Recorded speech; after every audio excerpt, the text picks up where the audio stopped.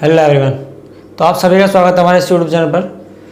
तो इस वीडियो में जानेंगे हम रैखिक समीकरणों के युग्मन के बारे में। तो क्या होते हैं रैखिक समीकरण? देखो, अगर हमारे पास दो समीकरण दे रखे हो,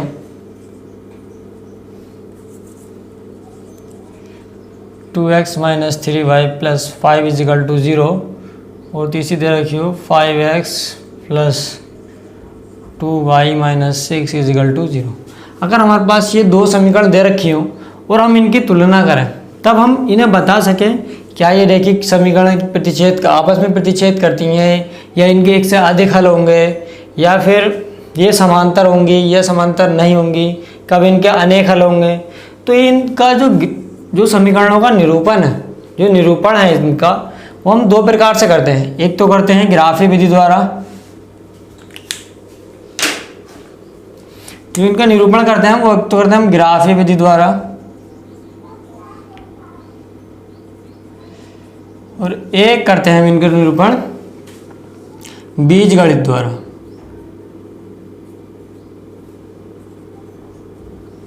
तो दो प्रकार से इनका निरूपण होता है। तो इनका निरूपण करने के लिए कि ग्राफ में किस तरह से ये प्रेजेंट करती, किस तरह से प्रदर्शित होती हैं, ये ग्राफ में किस तरह से प्रदर्शित की जा सकती हैं, और जो बीजगणित रूप है उसमें किस तरह से हम प्रदर्शित इन्हें कर सकते हैं। तो इन दोनों के लिए देखो कुछ दो बेसिक फॉर्मूले हैं रैखिक समीकरणों के, जिन्हें हम मानक समीकरण भी कह सकते हैं। तो जो अगर हम देखो a1x + b1y + c1 = 0,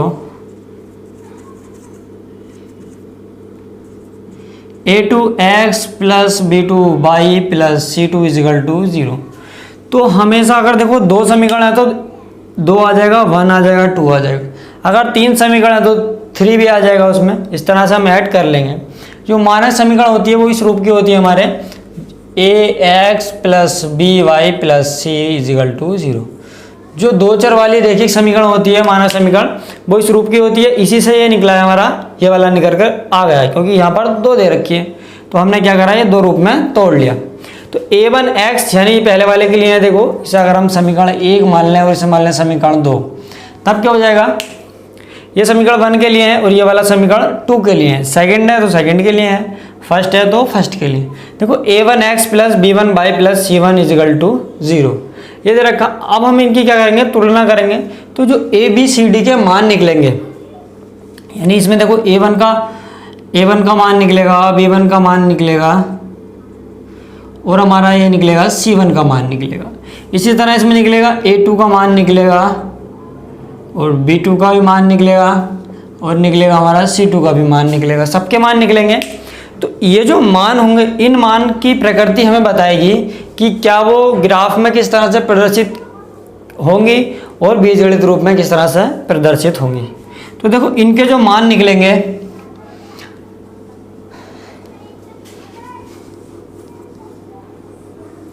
तो इनके जो मान निकलेंगे, अगर ये दोनों बराबर आए, देखो a1/a2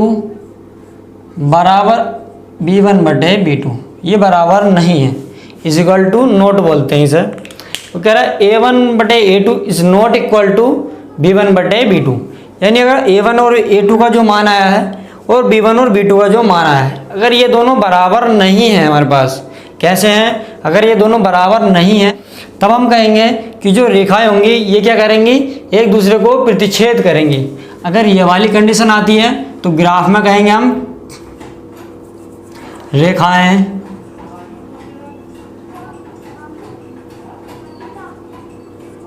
प्रतिच्छेद करती हैं।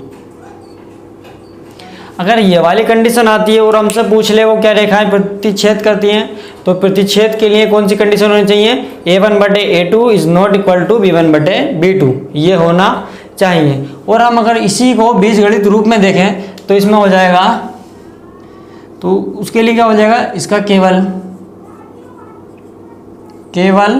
एक हल, या कहें अद्वितीय हल होगा। देखो इसमें अगर हम बीजगणित में बात करें तो इसका केवल एक हल होगा या अद्वितीय हल होगा, बात एक ही है। और इसमें अगर हम बात करें ग्राफी द्वारा बात करें हम, तो इसमें क्या होगा कि रेखाएं क्या होंगी, प्रतिच्छेद करेंगी। यानी प्रतिच्छेद करती हैं। अगर जब कब करेंगी, जब ये दोनों कंडीशन हमारे पास यानी ये वाली और ये वाली दोनों कंडीशन बराबर नहीं होंगी तब। अब ये तो था हमारा फर्स्ट पॉइंट।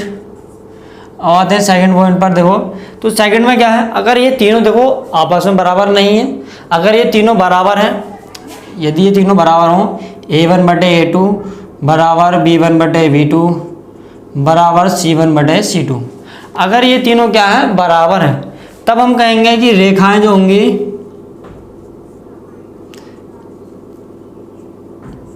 समपाती होंगी। कैसी?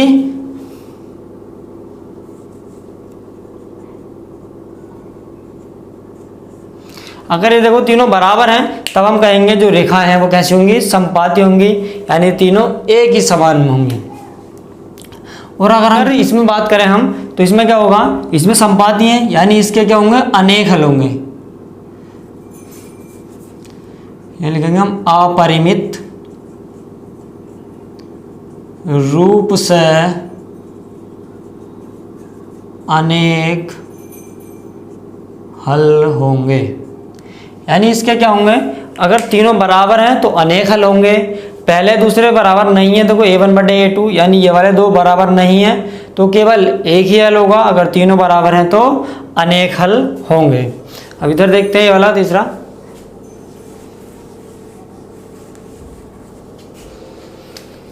हम देखो अगर हमारा पास A1/A2 = B1/B2, ये दोनों बराबर हैं और जो तीसरा है ये बराबर नहीं है। देखो हमेशा हमें तीसरा कब निकालना है, जब ये दोनों बराबर आ जाएं। अब इसमें पहले से बराबर नहीं है तो वो बराबर आ जाए, वो उसका कोई मतलब नहीं होता। जब तक ये दोनों बराबर नहीं आएंगे जब तक हम तीसरा नहीं पॉइंट निकालेंगे। अब देखो ये दोनों बराबर हैं तो हमने तीसरा निकाला, तीसरा बताया उसने कि बराबर ये नहीं है। हम ग्राफी में देखें तो हो जाएंगी रेखाएं समांतर होंगी। कैसी होंगी रेखाएं, अगर पहले वाले दोनों बराबर हैं और तीसरा बराबर नहीं है तो रेखाएं समांतर होंगी। अगर हम बीजगणित में बात करें तो क्या हो जाएगा, इसका कोई हल नहीं होगा। क्या होगा, इसका कोई हल नहीं होगा। तो एक बार और समझा लेते हैं। देखो अगर A1/A2 is not equal to B1/B2 यानी अगर ये दोनों मान बराबर नहीं आते तो क्या होगा, ग्राफ में ये रेखाएं प्रतिच्छेद करेंगी एक दूसरे को और इसका केवल एक हल होगा। इस कंडीशन में बीजगणित में बात करें तो एक हल होगा और ग्राफ में बात करें तो ये प्रतिच्छेद करेंगी। इसी तरह इसमें है, या अगर तीनों बराबर हों तो रेखाएं कैसी होंगी, समपाती होंगी, यानी उसके अनेक हल हो जाएंगे, अनेक हल हो जाएंगे। अब इसमें देखते हैं, देखो अगर ये पहले दोनों बराबर हैं और तीसरा बराबर नहीं है तो रेखाएं क्या होंगी, समांतर होंगी। समांतर का मतलब कि ए इस तरह से, ये दोनों आपस में लाइन है, इसे ए मान लेते हैं, इसे बी मान लेते हैं, तो ये दोनों कैसे होंगी, समांतर होंगी, समांतर होंगी। और अगर हम ग्राफ बीजगणित में बात करें तो इसका कोई हल नहीं होगा क्योंकि सीधी सीधी लाइन है, उसका कोई हल नहीं होगा। तो आशा करता हूँ कि समझ में आया होगा। तो समझाते हैं इस पर बेस्ड क्वेश्चन लेकर। तो समझते हैं इस पर एक क्वेश्चन की तरह। देखो अगर हमारे पास क्वेश्चन है 2x + 3y + 5 = 0 और ये हो जाएगा हमारा 2x + 5y + 6 = 0। सबसे पहले हम तुलना करेंगे a1x, इसे मान लें समीकरण 1, इसे मान लें समीकरण 2। a1x + b1y + c1 = 0 और a2x + b2y + c2 = 0 से क्या करेंगे हम, तुलना करने पर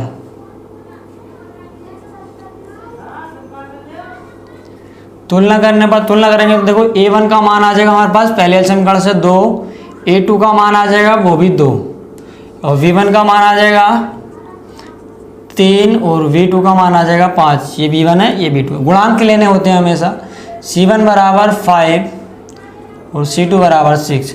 तो देखते हैं, देखो a1/A2 बराबर ये कितना मान हो जाएगा 2/2 और b1/B2 बराबर 3/5। तो हम कहेंगे देखो कि a1/A2 is not equal to b1/B2। तो ये मान अगर हमें ग्राफ में दर्शाना तब क्या कहेंगे हम कि क्या होंगे, रेखाएं जो होंगी आपस में प्रतिच्छेद करेंगी। तो अगर हम भी ग्राफ की बात करें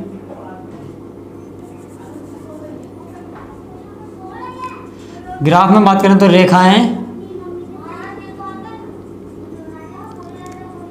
प्रतिच्छेद करेंगी, और अगर हम बीजगणित में बात करें इसकी, तब क्या होगा इसका कि अद्वितीय हल होगा। क्या होगा इसका? अद्वितीय हल होगा। सही है। अगर ये काटती हैं तो रेखाएं क्या करेंगी, एक दूसरे को प्रतिच्छेद करेंगी, और इसका क्या होगा? अद्वितीय हल होगा। इसी तरह समीकरण लेकर अब हम और सवाल कर सकते हैं। देखो इसी तरह समीकरण चेंज कर लेंगे हम, तो ये मान भी चेंज हो जाएंगे हमारे।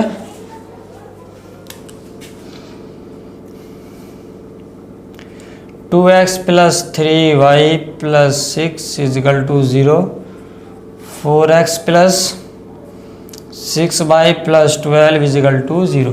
तो a1 का मान कितना आ जाएगा? 2, a2 का मान आ जाएगा 4, b1 का मान आ जाएगा 3, v2 का मान आ जाएगा हमारे पास 6, c1 का मान आ जाएगा 6 और c2 का मान आ जाएगा 12। अब निकालेंगे हम, देखो a1 बटे a2। a1 का मान है 2, इसका मान है 4, 2 2 जा 4, 1/2 आ जाएगा इसका। b1 बटे b2 निकालेंगे तो b1 का मान है 3, b2 का मान है 6, 3 1 2 जा 6, 1/2। इसी तरह इसके निकालेंगे c1 बटे c2 इजिकल टू, c1 का मान है 6/12, यानी इसका मान आ गया 1/2, 6 दूनी 12, यानी इन तीनों के मान कैसे आ गए हमारे पास? बराबर।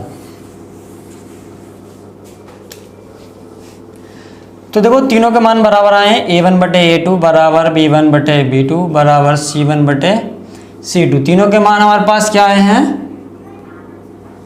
तीनों के मान बराबर आए हैं हमारे पास। तो हम क्या कहेंगे, अगर हम ग्राफ में बात कर देंगे इसकी, तो कहेंगे क्या कि रेखाएं क्या होंगी? समपाती होंगी। और अगर हम बीजगणित में बात करते हैं इसकी, तो जो रेखाएं हैं हम क्या कहेंगे कि इसके अनेक हल होंगे। कितने हल होंगे? अनेक हल होंगे। तो इस तरह से है। मान लो इसी में हो जाता कि, तो यही हो जाता हमारा, इसमें ये हो जाता, बाकी तो सब सेम रहेगा।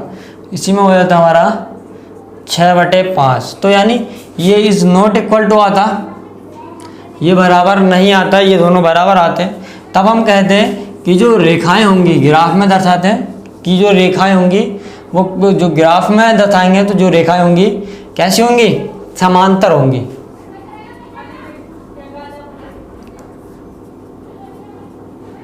समांतर होंगी रेखाएं, और इसमें कहेंगे तो इसका लिखेंगे कोई हल नहीं होगा, कोई हल नहीं होगा। तो इस तरह से ये क्वेश्चन हम करेंगे, आगे एक्सरसाइज में करेंगे 3.2 में। इसी तरह से क्वेश्चन होने हैं, ये उसका बेस था आज। आशा करता हूँ समझ में आया होगा। अगर समझ में आया तो वीडियो को लाइक, शेयर एंड सब्सक्राइब करना ना भूलें। Thanks for watching.